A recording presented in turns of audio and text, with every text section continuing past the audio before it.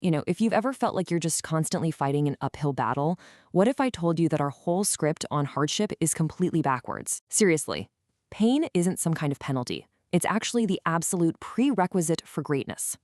Welcome back to The Explainer. Let's just dive right into this. So imagine this for a second.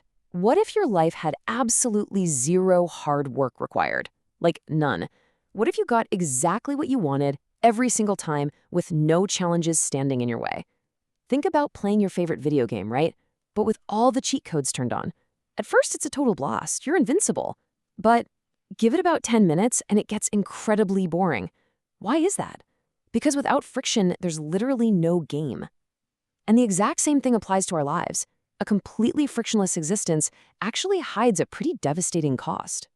Which brings us to part one, the illusion of ease. Let's really unpack why having it easy actually makes us incredibly weak. I mean, a life without challenges might sound like an absolute dream at first, but it leaves you totally unequipped for reality. When you're constantly insulated from hardship, you just never build those emotional or mental calluses. So when something genuinely devastating inevitably happens, a massive loss, a profound failure, a deep heartbreak, you don't just bend, you shatter. You literally wouldn't know how to handle it because you've never gone through anything that actually tests your limits. True strength, that requires stepping into the fire. The struggle itself provides the necessary friction to anchor you, giving you that solid foundation to actually stand your ground when the real world hits hard. Because by definition, struggle is the required resistance necessary to develop strength and personal growth. Think about how you build muscle. You go to the gym, you lift heavy weights, and you are literally causing micro tears in your muscle fibers. You have to physically damage the tissue through intense resistance just so it can rebuild itself stronger and more resilient than it was before. Well, psychological and emotional endurance works the exact same way. You simply cannot develop real capability or profound personal power without challenging yourself against something heavy. And that leads perfectly into part two, pain as your teacher. This is the actual mechanism of your evolution. The source material makes a really bold claim here. Pain is your friend. Now, I know. When you're in the thick of a crisis, when you're hurting or grieving or just completely overwhelmed, hearing somebody say that sounds absolutely absurd. It feels incredibly dismissive, right? But if we step back, look at the long arc of your life. For the evolution of your soul, for the long-term benefit of you becoming an undeniable force, pain is, without a doubt, the very mechanism of your growth. It forces you to adapt, to shed what isn't working, and to evolve into a much stronger human being. Let's actually look at where our most revered human qualities come from. If you never failed at anything, how could you possibly build authentic strength? You only know you're truly strong when you survive something that almost broke you. And if you never faced crushing disappointments or scary unknowns, how would you ever cultivate courage? Courage absolutely requires fear to exist. And compassion, you simply cannot truly empathize with the suffering of others if your own heart has never been broken. These magnificent qualities aren't just handed to you at birth. No way. They are literally forged from your darkest moments. Because of this incredibly transformative power, navigating hardship requires a massive strategic mindset shift.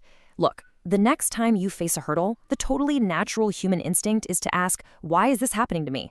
But to unlock your potential, you've got to flip that question entirely. What is this doing for me? Don't curse the skies. Find the reason and the lesson.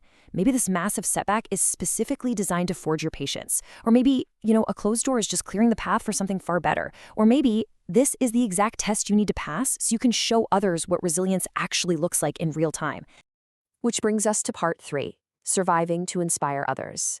This is where your personal survival transforms into something way bigger than just yourself. See, the text suggests that you are given your specific challenges because you already possess the inherent strength to handle them.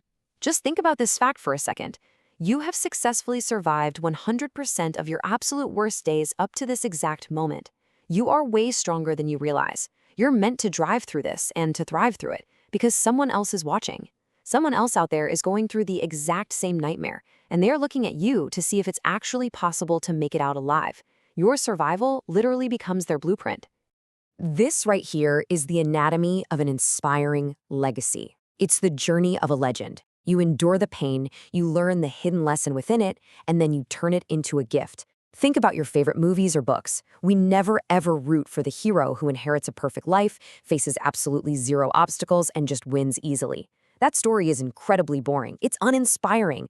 We root for the hero who gets knocked down into the dirt, who suffers, who has to look deep inside to find a reason to keep going, and who ultimately transforms their deepest wounds into a weapon for good. The world falls in love with people who turn their personal tragedy into a gift for others.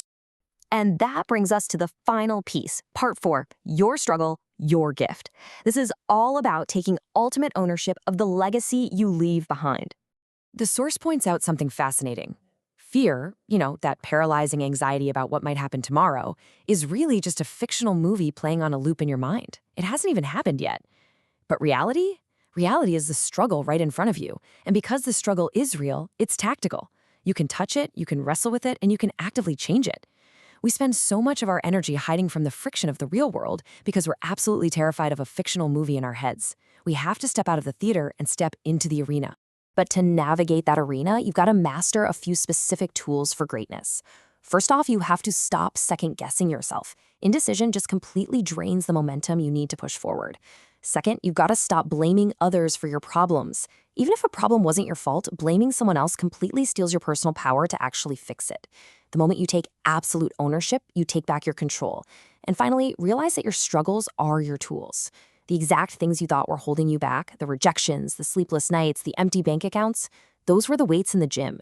They were quietly equipping you for the very dreams you're chasing. So many people view their past struggles as a stain, like a massive mistake or some tragic detour from their true path. But they are completely wrong. Your struggle isn't a detour from your story. It is your story. It's the vital, totally irreplaceable fire that molded you into the formidable person you are today. And when you finally stop running from it and you learn to properly harness it, your darkest struggle becomes your most beautiful, unique gift to the world. So, as we wrap up this explainer today, when you're faced with deep adversity, you ultimately have one fundamental choice to make. Do you want people to just look at you and feel sorry for you? Or do you want people to look up to you? Do you want to be a legend? Legends are born in the absolute belly of struggle. Recognizing that your deepest pain is the exact forge for your ultimate greatness. Which story will you choose to write?